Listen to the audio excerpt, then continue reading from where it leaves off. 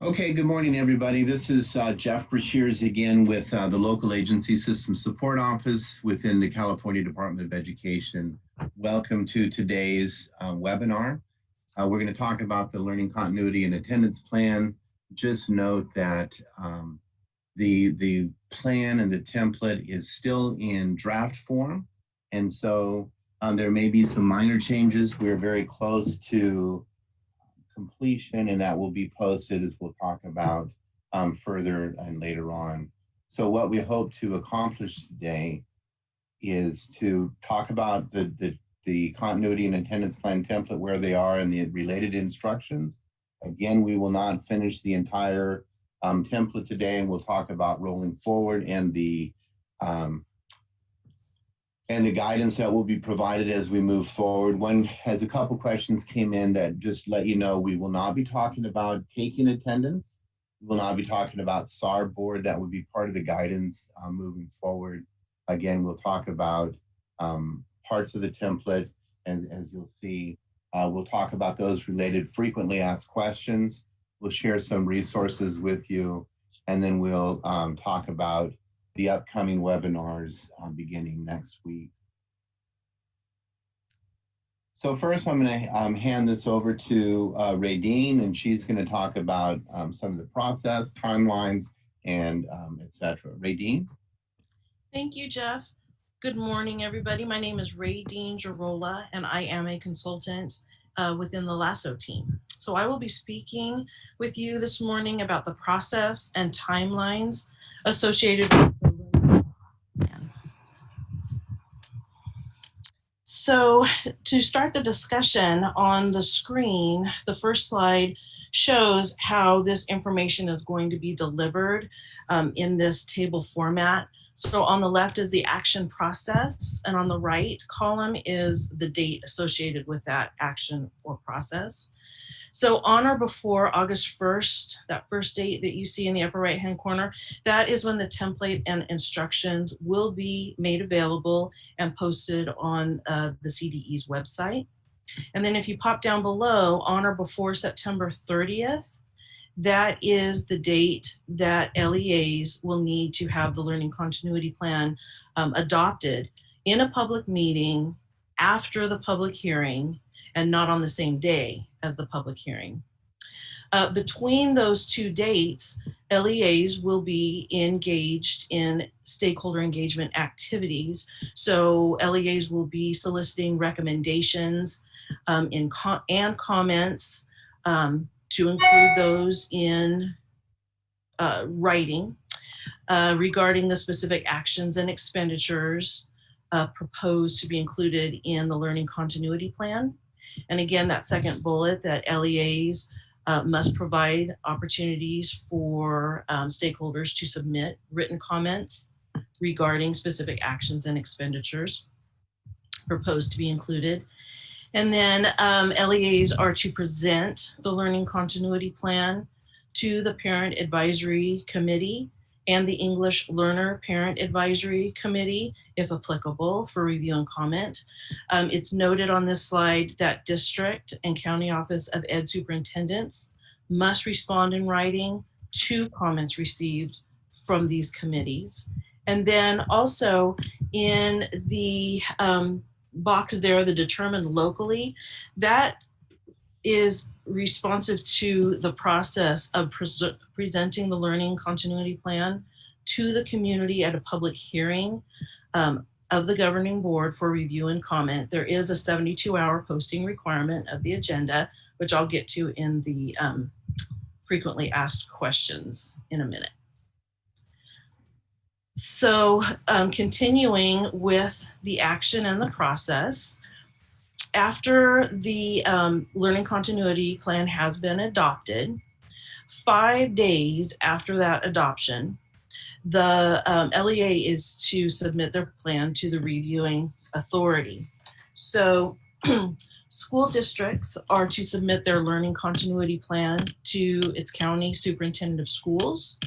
A county office of education is to submit its learning continuity plan to the state superintendent of public education, the CDE. And then a charter school must submit its learning continuity plan to its chartering authority and the COE. There is a note there that if the COE is the chartering authority, then the charter school would submit its learning continuity plan only to the COE. And again, that doesn't have a definitive date. That just is 5 days after the adoption. Those plans need to be submitted. By October 30th, the reviewing authorities may submit recommendations to school districts and county offices of education for amendments to the learning continuity plan.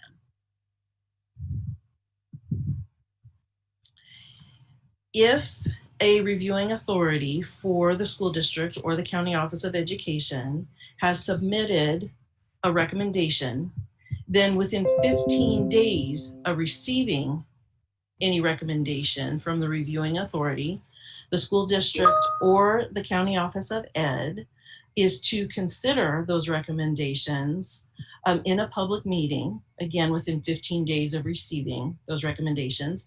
There is a note here. If a county superintendent of schools has jurisdiction over a single school district, then the state superintendent will perform the duties as the reviewing authority. And that, in a nutshell, is the process. There is a final component for that process, and that is the posting of the adopted learning continuity plans. And LEAs must prominently post their plans on the home page of the website, and that is consistent with the posting requirements specified in Ed Code for the LCAP.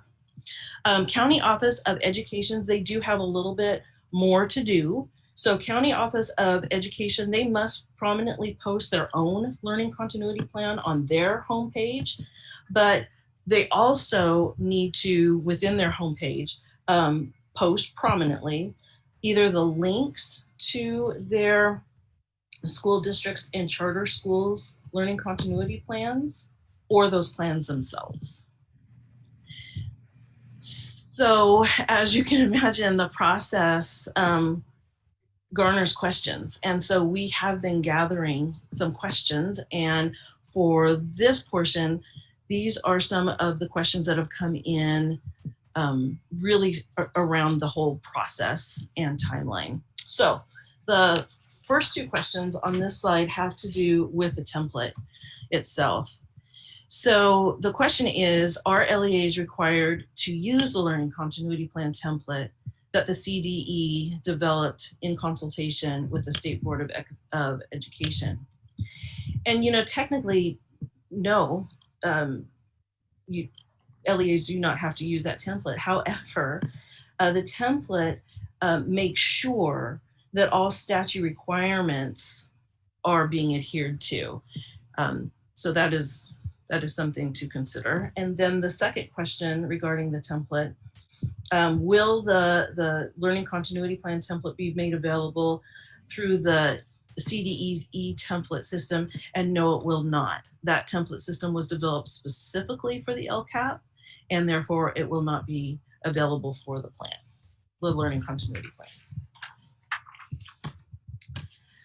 Another question that has come in is around the public hearing. So is a public hearing required for the learning continuity plan?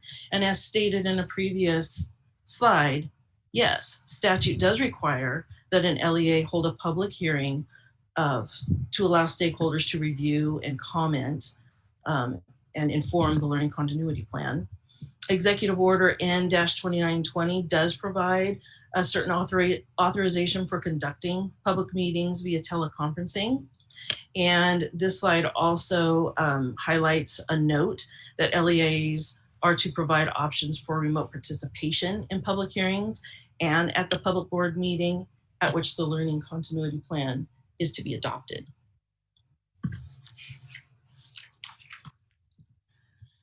This question has to do with the availability of the learning continuity plan prior to the public hearing. So must the learning continuity plan be made available for public comment in advance of the public hearing, or just on the board agenda and posted in advance of the hearing? So the answer to that is yes, the learning continuity plan must be made available for public viewing, and the agenda must be posted 72 hours prior to the public hearing. Along with the agenda being posted, the location as to where the learning continuity plan will be made available for viewing must be stated. And then the final two questions in this area have to do with the adoption process of the learning continuity plan. So the first question is, if the learning continuity plan is to be adopted by September 30th, which it is, may an LEA call a special board meeting, or must it be adopted at a regularly scheduled board meeting? And we go back to statute for this answer.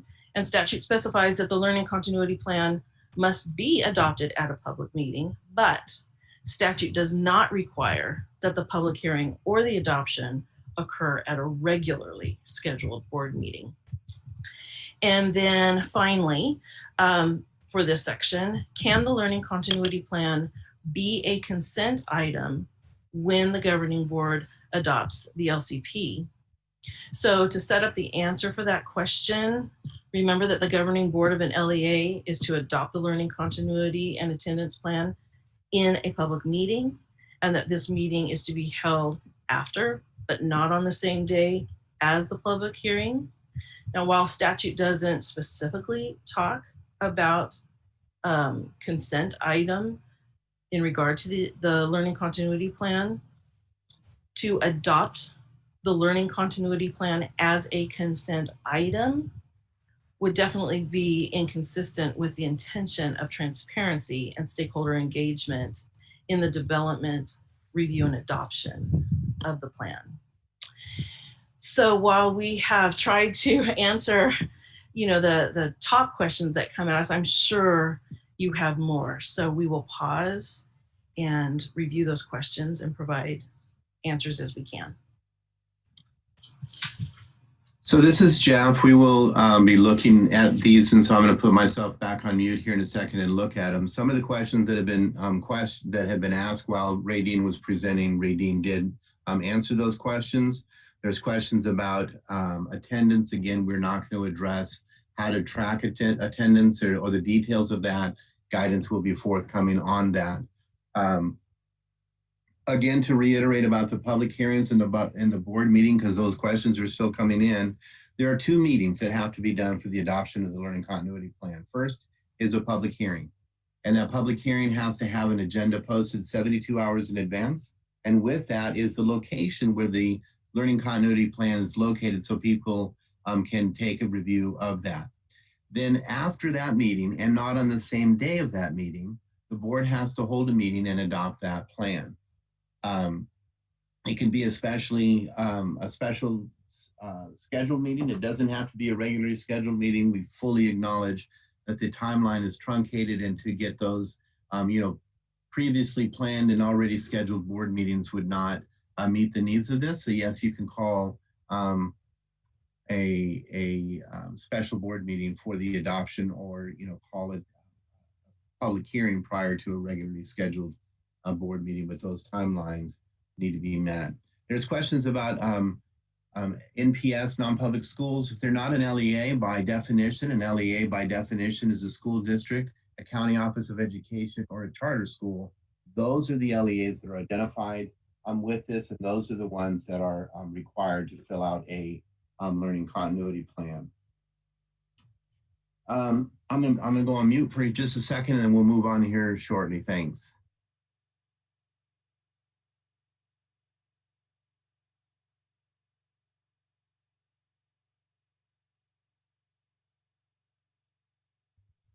There's questions about charter schools, whether or not the comment and the recommendations for changes to the LCP, the learning continuity plan, my apologies, is so that again, as Radine stated, that charter schools submit their learning continuity plan to their authorizer and the county office, unless the county office is the authorizer, and then it would just be to the county office. School districts present their plan, their adopted plan to the County Office of Education. And county offices will submit their plan to technically the superintendent for the CDE. Now, out of those are the review and authority. And of those review and authorities, county offices may submit recommendations to the school district for any amendments to be made to the plan. The CDE may make recommendations to county offices for any recommendations, amendments to the plan. But nowhere in statute does allow and is it contemplated that charter school authorizers can submit recommendations, or do charter schools have to consider those recommendations? Those two, the recommendations, and then to consider those recommendations in a board meeting applies only to school districts from COEs and county offices from the CDE.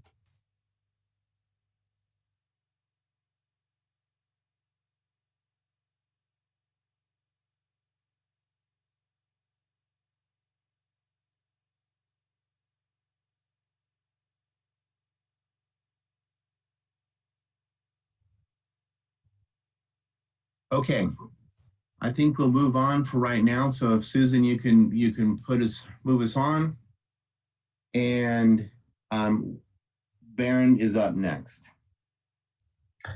Thank you, Jeff. This is Baron Reynolds. I'm with the LASSO team. I'm an education programs consultant. I'm going to be going over general information and back up just a little bit to the purpose of the learning continuity and attendance plan. So just to ground again the whole layout of this learning continuity plan, Senate Bill 98 removes the requirement for the LCAP for the 2020-21 school year and establishes the learning continuity plan.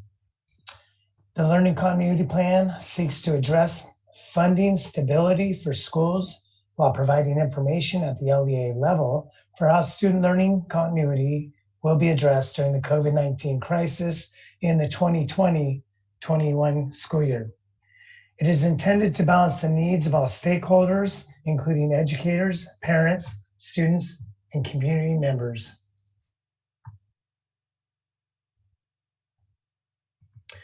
The Learning Continuity Plan template memorializes the planning process already underway for the 2020-21 school year, which includes descriptions of the following: addressing gaps in learning, conducting meaningful stakeholder engagement, maintaining transparency, addressing the needs of unduplicated pupils, students with unique needs, and students experiencing homelessness.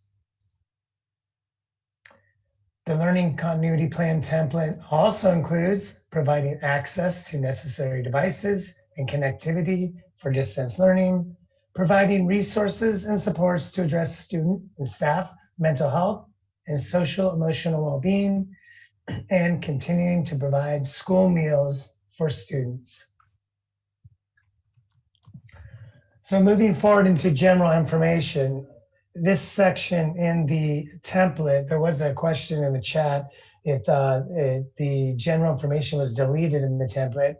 I am going to show you here. This is one prompt in the general information section. And so the first section of the Learning Continuity Plan template titled General Information includes this prompt, which requires the LEA to provide a description of the impact the COVID-19 pandemic has had on the LEA and its community. And as Jeff had explained earlier on, this prompt has changed from the previous draft that was posted in last week's Tuesday at 2 email reminder. And as Jeff had noted, until something is final, these drafts are having slight changes as we go along. For this prompt, the LEA shall briefly provide information deemed relevant to enable a reader to more fully understand how the LEA's Learning Continuity Plan has been informed by the impacts the LEA and its community have experienced from the COVID-19 pandemic. And it's very, very important to keep in mind that the community is the audience for the LEA. Before I move on to the next slide, I want to note that descriptions provided for each of the prompts in these the learning continuity plan should include sufficient detail, yet be sufficiently succinct in order for stakeholders to engage with the plan.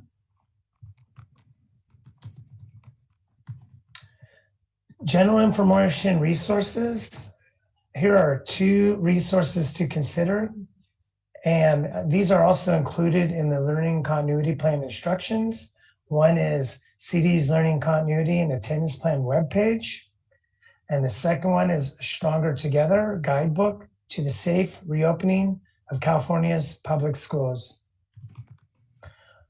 I'm going to be now turning this over to Lydia, who's going to be discussing stakeholder engagement.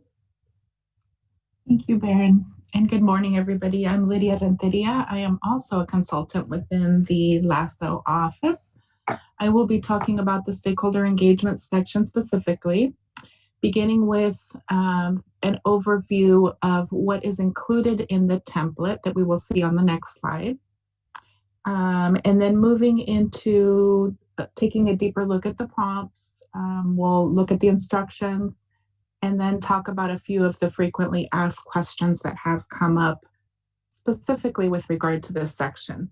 So this slide gives you a snapshot of the prompts as they exist in the current draft of the template.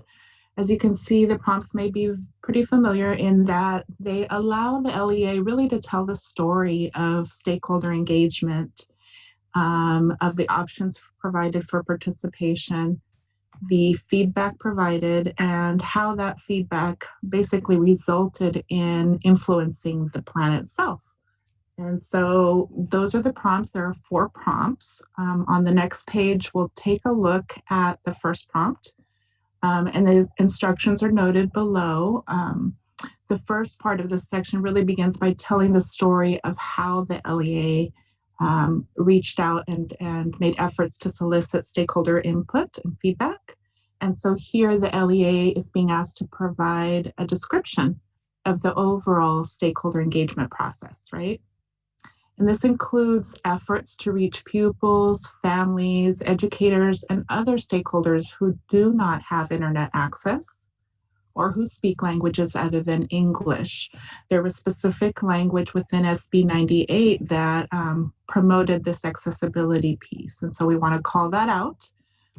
Also in this section, LEAs will provide a description of how stakeholder engagement was considered before finalizing the plan. On the next slide, we see a copy of prompt number 2. In this section, it's kind of building upon the first prompt, right? And it goes a little deeper in that it asks for a description of the options provided for remote participation in public hearings. Again, consistent with the requirements in SB 98 and specifically Education Code 43509. Here we see that the template is asking LEAs to provide a description of how the LEA promoted stakeholder engagement and specifically of any options provided that allowed remote participation in the public hearings and in local governing board meetings.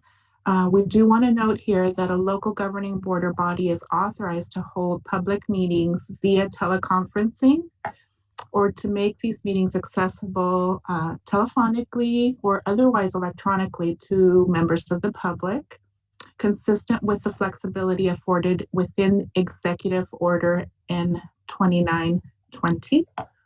And so that's something to keep in mind as you're looking at your local process and determining the response to this prompt.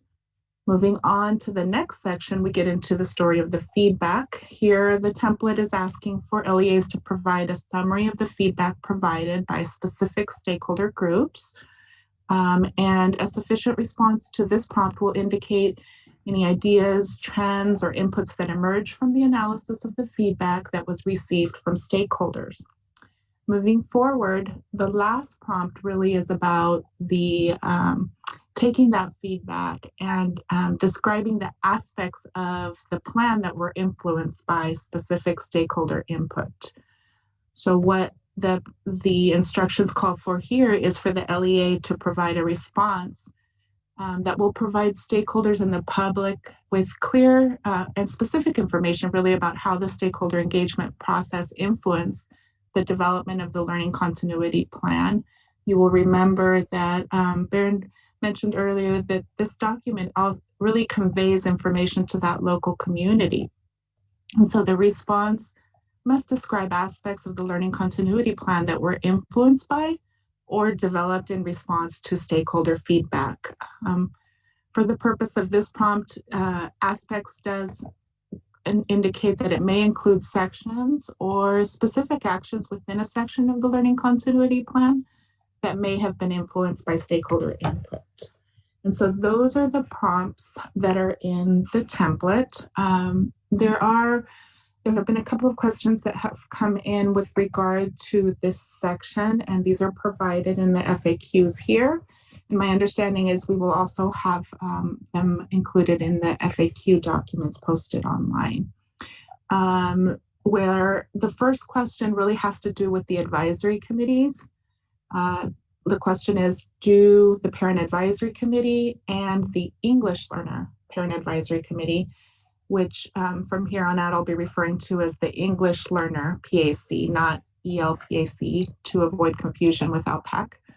So the question is, do the PAC and English Learner PAC need to be newly established committees, or may LEAs utilize committees convened in the prior school year? And so we looked at the question, we looked at the statute, and what we found is while LCFF statute and spending regulations establish the requirements for these committees, as well as the composition requirements for both of these committees, the statute and regs don't really contemplate the length of time that members would serve on such committees. And as such, the length of service of committee members would be established locally and would be consistent with any bylaws established for those committees. However, we do want to point out that school districts and COEs are not required to establish a new PAC or English Learner PAC if an existing committee meets the composition requirements which are specified in the regulations noted on this slide.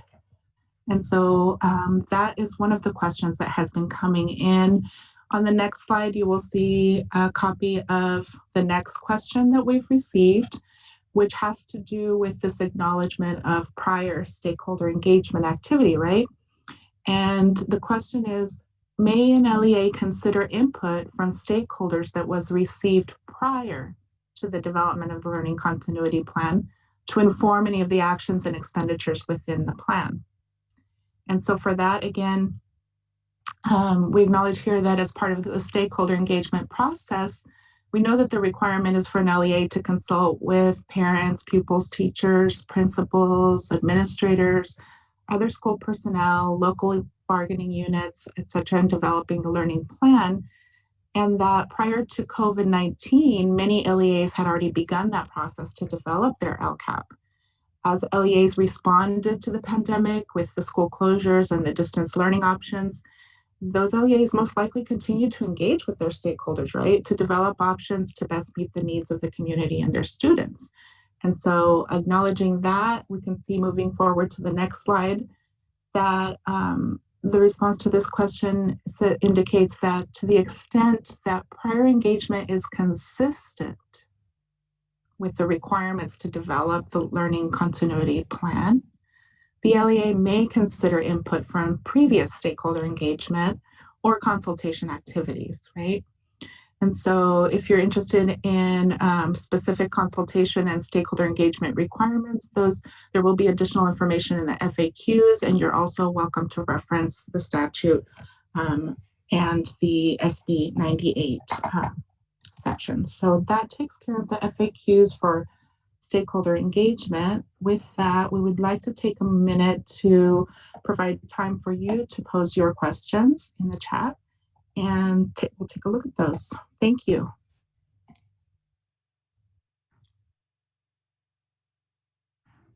So this is Jeff. I'm looking at, and I have responded to some questions that they have come in, and some of the questions have come in, or been answered by Lily, as she said. One question is if can DLAC members serve also as the English learner PAC?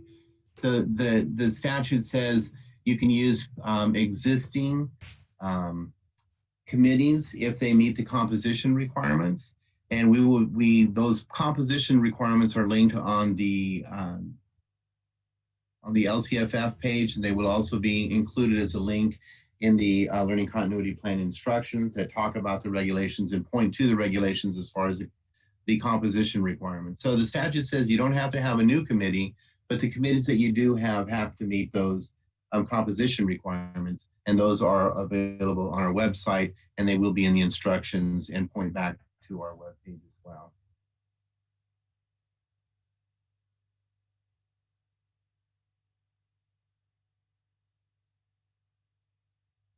So charter schools, the intent is to provide it to your advisory committees. If you're using a charter school, if you're using your LCAP previously as your school plan, you would have or if you're using it, you would have a parent advisory committee. And so if it's the intent is to provide that to the committees that you would have formulated for advisory for plan development.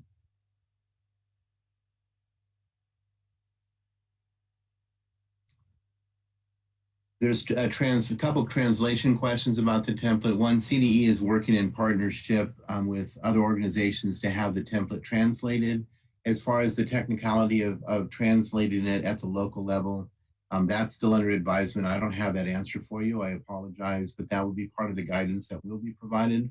But I do know that CDE is working in partnership to have the template translated.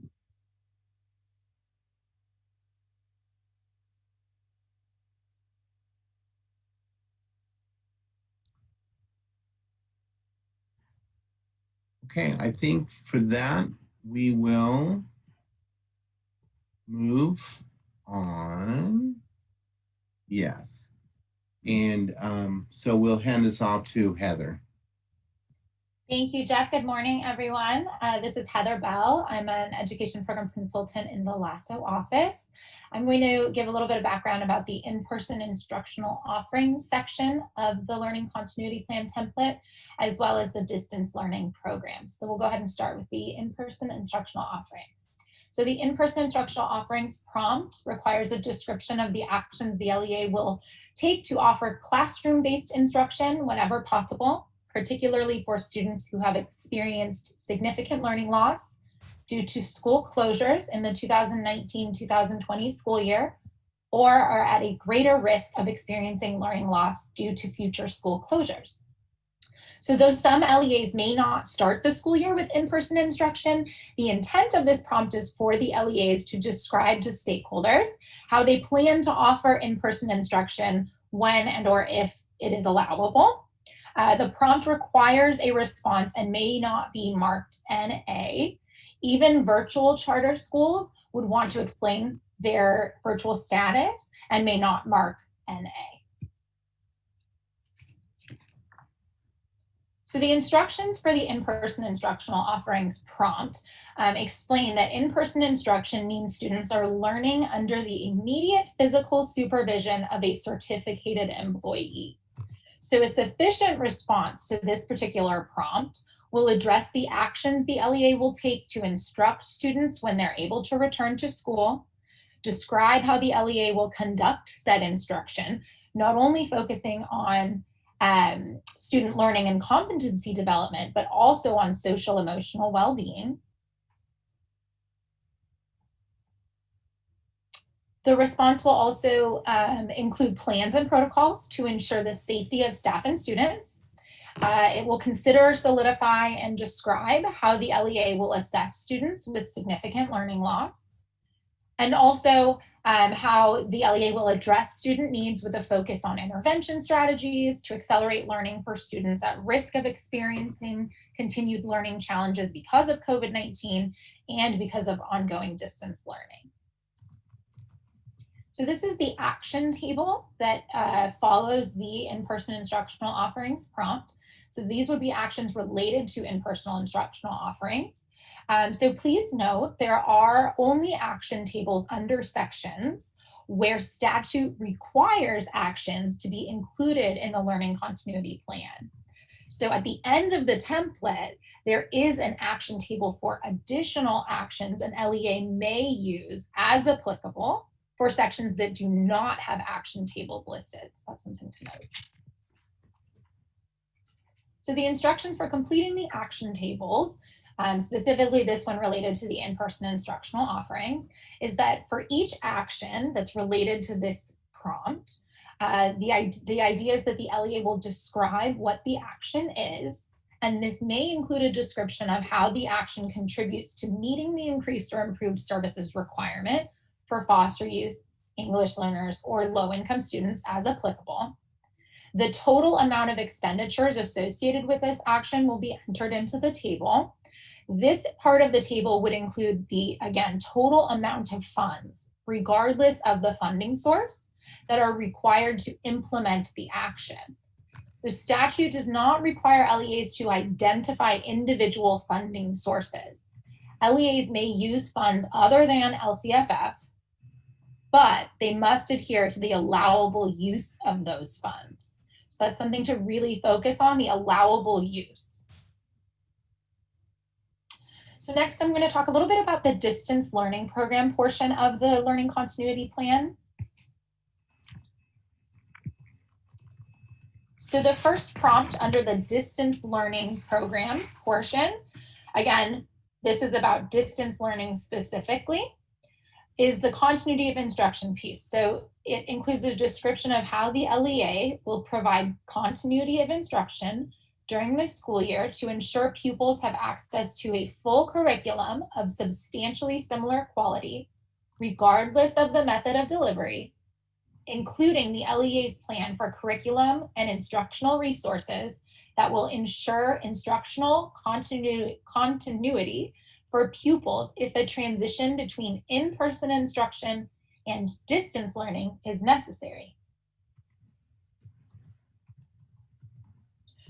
So a sufficient response to this prompt will provide specific information about how the LEA will provide continuity of instruction and learning to ensure that students have access to the full curriculum of substantially similar quality, regardless of how it's delivered, regardless if it's in-person or distance learning.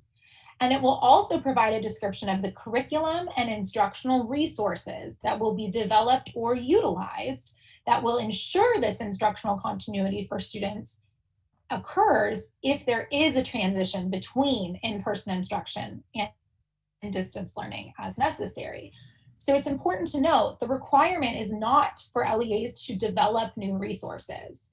The intent is that regardless of the mode of delivery, the students receive the same quality of education and access to the same curriculum and resources. The next prompt in this section is access to devices and connectivity. So the prompt asks for a description of how the LEA will ensure access to devices and connectivity for all pupils to support distance learning. So it is important to note that this prompt goes beyond just being able to use or connect to a device. Access includes, but is not limited to, being able to use the device to access the curriculum and participate in learning. So a sufficient response will describe the process the LEA will use to ascertain the needs of students. And in doing so, the LEA may consider the needs of teachers and families in order to ensure that students have access to devices and connectivity. The plan, just one second, Jeff, just go back one, thank you. The prompt, the response will also include the plan for ensuring access to devices and connectivity for all pupils to support distance learning whenever it occurs, and for providing technological support to ensure access to devices and connectivity. So there's kind of two parts to that, right? So the first part is the LEA has to have a plan for how students will be able to physically use and connect to devices and the connectivity piece, including how the LEA will provide technological support if needed. And then that second piece is how the plan for how the students will use those devices to access the curriculum and also use them so that they can learn from a distance. So the response will also include descriptions of the efforts of the LEA to ensure students and families with unique circumstances have access to devices and connectivity. So that means the LEA is considering all of the students in their districts, or in their schools, their situations, if they are in different areas and they need different supports. Also, the response will include descriptions of methods the LEA uses to reach students and families who previously were not able to access devices and connectivity. So this next prompt is about pupil participation and progress. So the prompt requires a description of how the LEA will assess pupil progress through live contacts and synchronous instructional minutes, and a description of how the LEA will measure participation and time value of pupil work. So I know this is a prompt that is going to stimulate a lot of questions from the field, and I completely understand. Right now, instructions and guidance are under development, and we will get you that information as soon as it is available, but at this time, they're still under development. The next prompt is distance learning professional development. So this is a description of the professional development and resources that will be provided to staff to support the distance learning program, including technological support.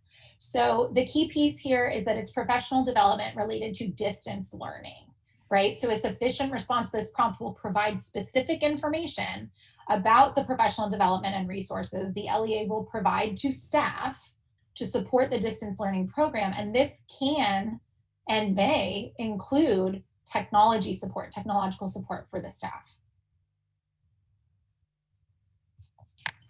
So the next prompt is staff roles and responsibilities. And so this is a description of the new roles and responsibilities of affected staff as a result of COVID-19.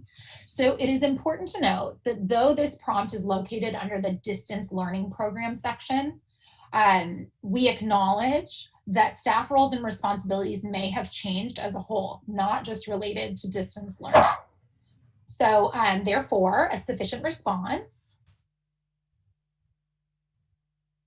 will describe how the LEA has adapted to the roles and responsibilities of employees that have necessarily changed as a result of COVID-19. And this is such as, but not limited to.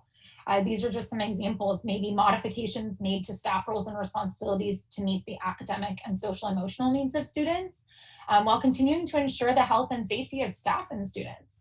And then also potentially changes to an employee's original role or responsibility when that original role or responsibility is not feasible in a remote environment.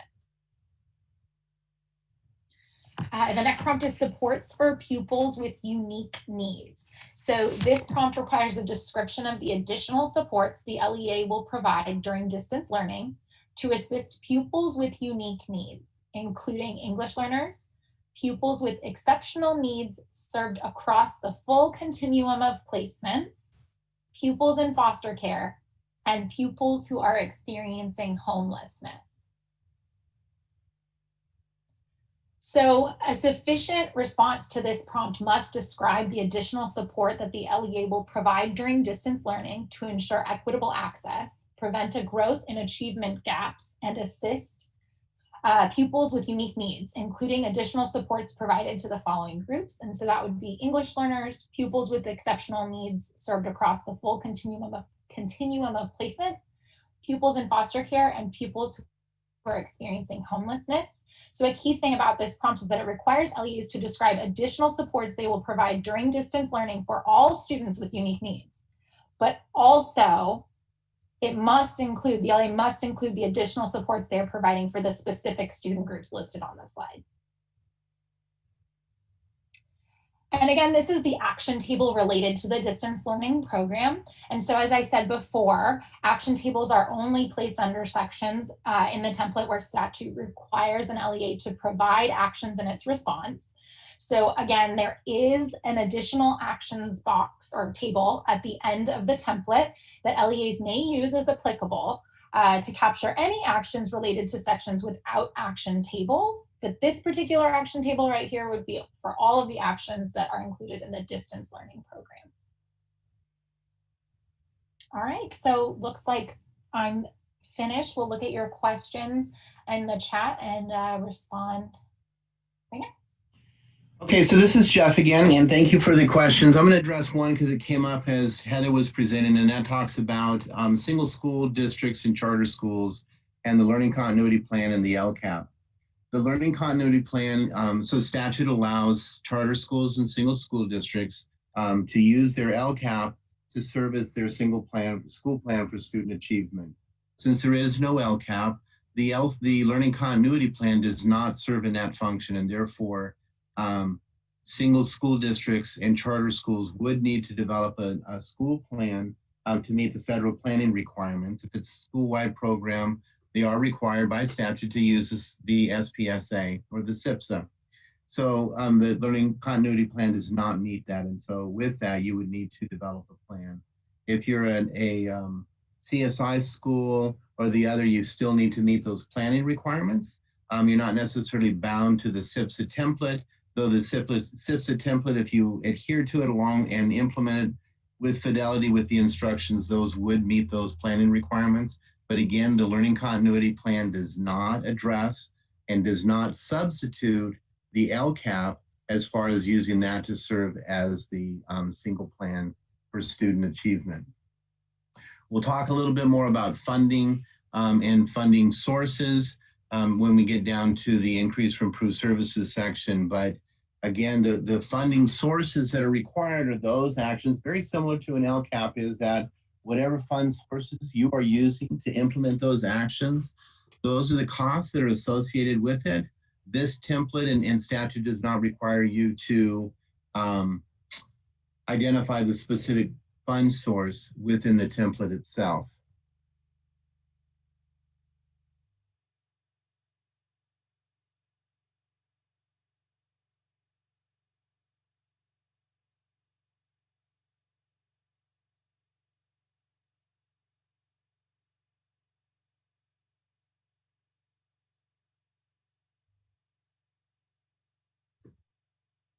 Further guidance about the specific fund sources and how to implement or how to include specific fund sources will be part of the guidance to move out.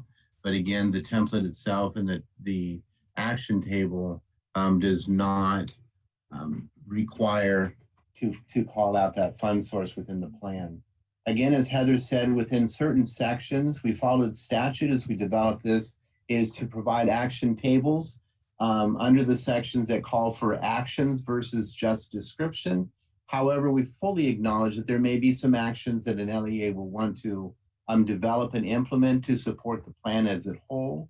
And so following, I think if I don't have it in front of me, following the nutrition prompt, there is a section that's called additional actions to implement the learning continuity plan. And so there is the ability to provide actions and show what actions LEAs are taking as a total to implement this plan. There's a question about the budget overview for parents. We're not going to address that. And as we said at the last webinar, we fully acknowledge that the budget overview for parents is coming up in December. But again, I think that there is my understanding that there's some legislative action or fixes that may be contemplated to do that and to address that and how to better align with the situation that is now, because language for the budget overview for parents is tied very, very tightly to the LCAP, and we don't have an LCAP in 2021. So we are looking to align that and to fix that in such a way that makes sense to the LEAs.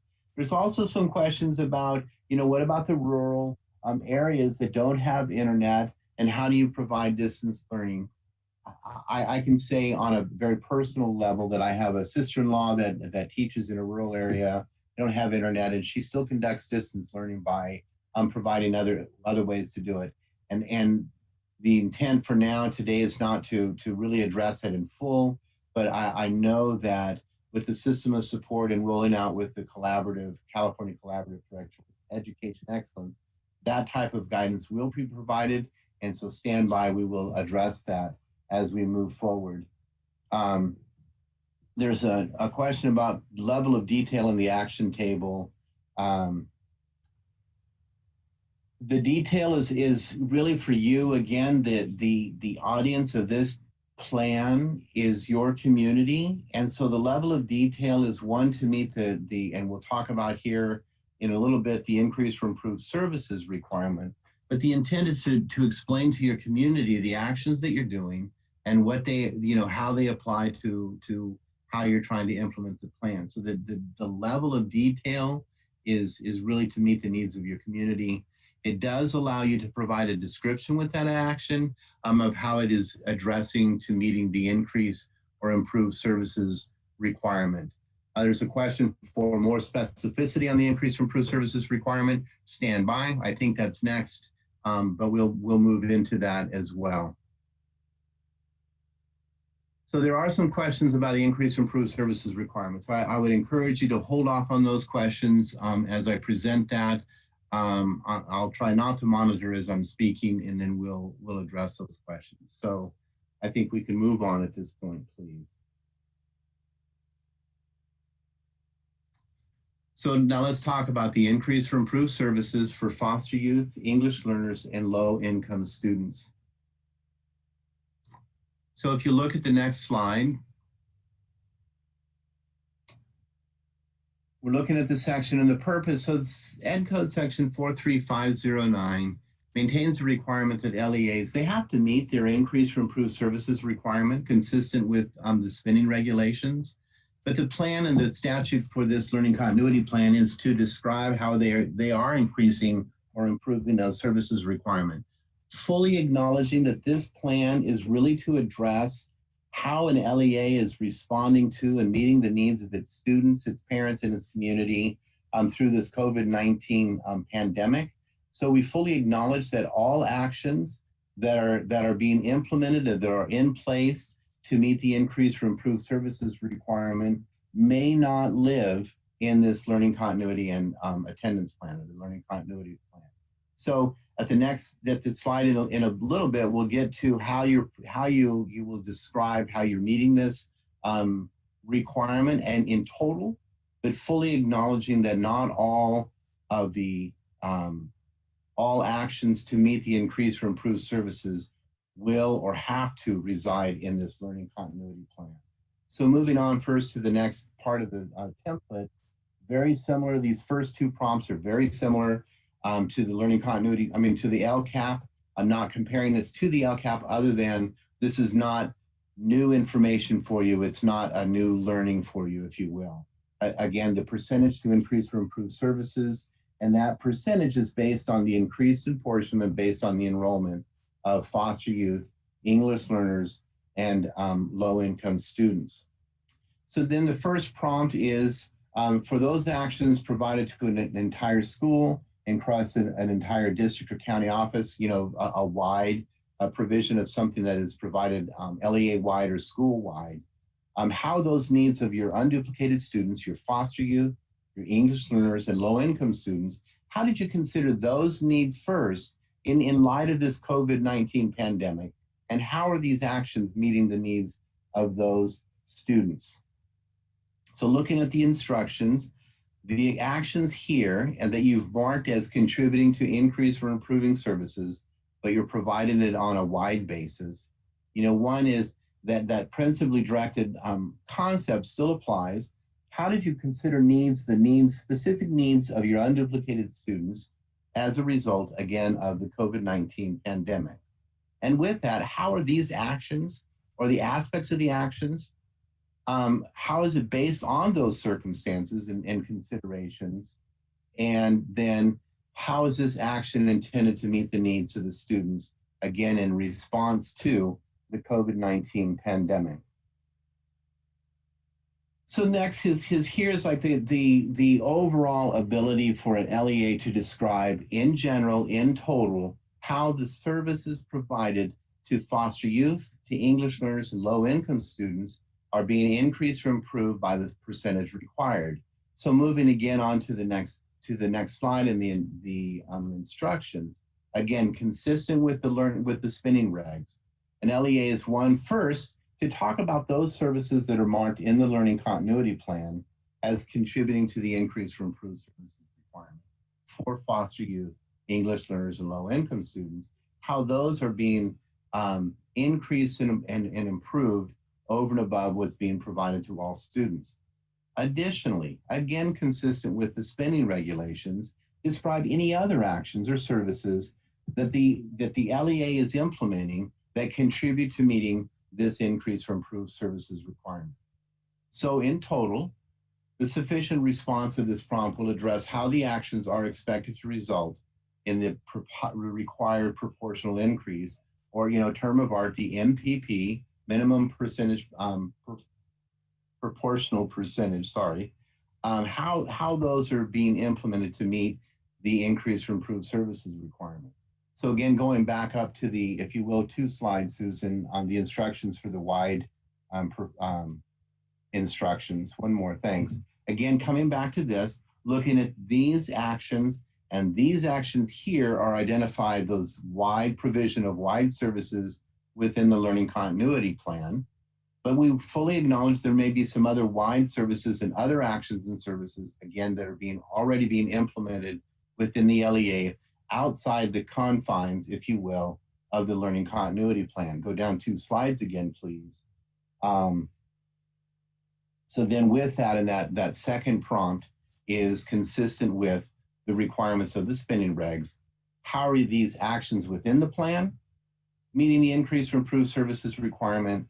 What actions outside of this plan are meeting the increase? And then in its totality, provide a description of how the LEA is meeting the increase for improved services requirement. One other thing that I'll talk about here, and then I think we'll ask some more questions, are, I'm gonna answer some more questions, are in the current draft that we're working on, is the removal of the federal backfill for a reduction of LCFF funds. And that has been removed, and partly is because that is still being contemplated or recontemplated, if that's a word, within the legislature to address that situation. But as of now, we have been encouraged and given permission to pull that out of the template, and knowing that that legislative fix, if you will, is being contemplated and addressed in a different manner. So with that, I think we're back to Q's and A's again, and I'm going to put myself on mute, and we'll look at this, and we'll keep going.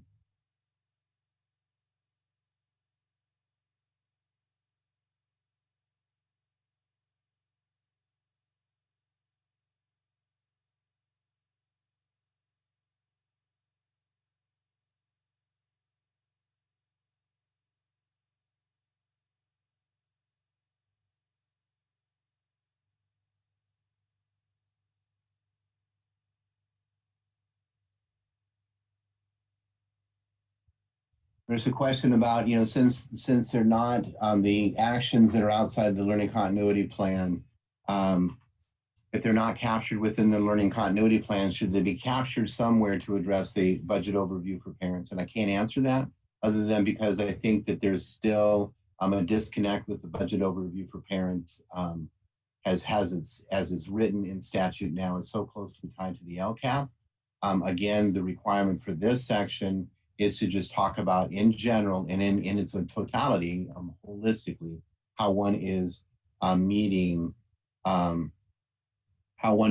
the increase for improved services requirement.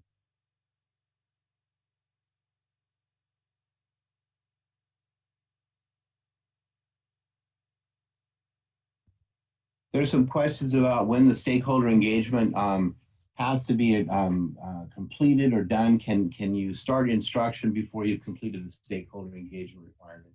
Absolutely, right? I mean, and even some of the work that you've done has already been, as we talked about before, and you're ongoing, and you LEAs are already on an ongoing basis communicating with your parents and your community, and that's great.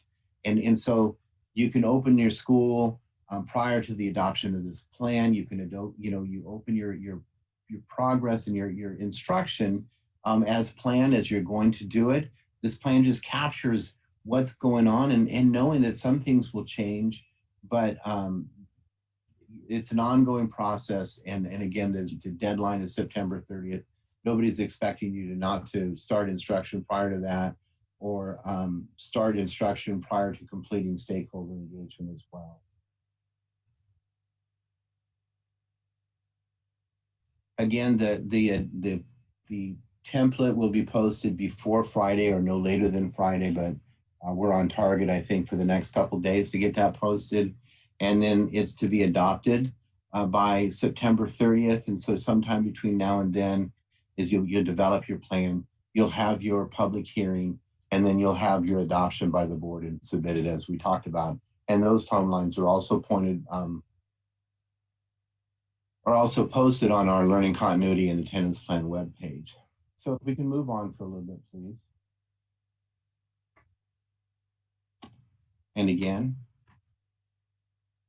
So some sources, Baron shared a couple resources earlier on, and this is not an exhaustive list of resources to be considered. This is a snippet, if you will, from some resources that are available. A more comprehensive list of resources will be included in the learning continuity plan instructions, and then prior to the instructions gives a greater list of resources. But here's some to consider that you would want to look at. So those are that, and to look at that, those considerations. Now looking forward and moving forward for further support and rollout to look at that. So stay tuned, right? So the department, in collaboration with the California Collaborative for Educational Excellence, will be posting 4 webinars in the next 2 weeks. So we'll adhere to the Tuesday as well, but include a Thursday. So you'll see just a second. Tuesday and Thursday of next week, go back a slide, please, and Tuesday and Thursday of the week of August 11th, we'll provide more in-depth guidance and support. We'll talk more about what we didn't address today. We'll be able to, like Heather said, that synchronous instruction, that will be addressed in the next 2 weeks. And really the plan is to work with the system of support and our partners to support you in the rollout, the development, and the implementation of the plan to do that.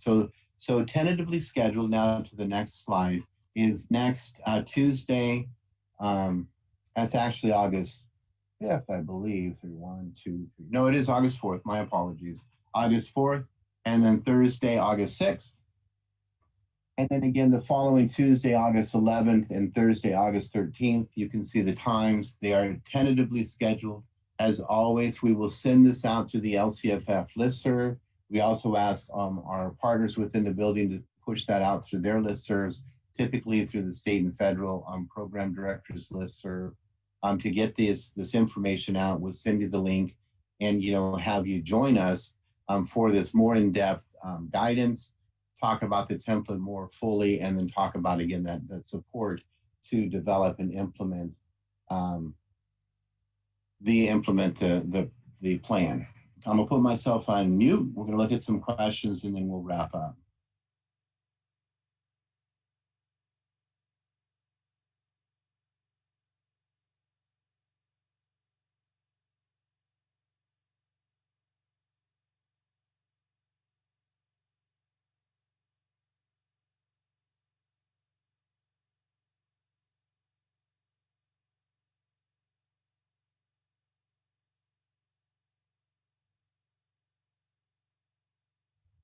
Couple questions saying again what we removed from the template, and that is the federal dollars to backfill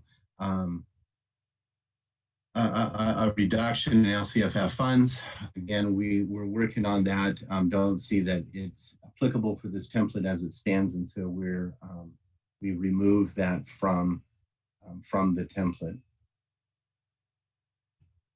There's a question about unique elements and requirements unique to charter schools.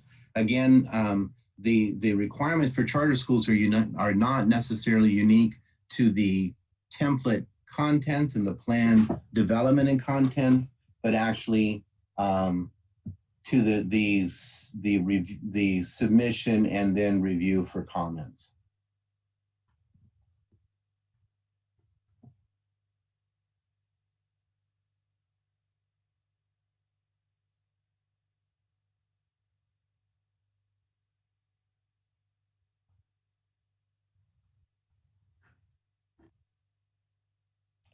Once again, we're wrapping up here, and once again, this slideshow will be posted on our website as soon as we can get it posted. We're already in working with our technology services division to get this posted.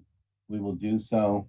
The increase for improved services, that calculation is no different from, you know, in how to do it in the more.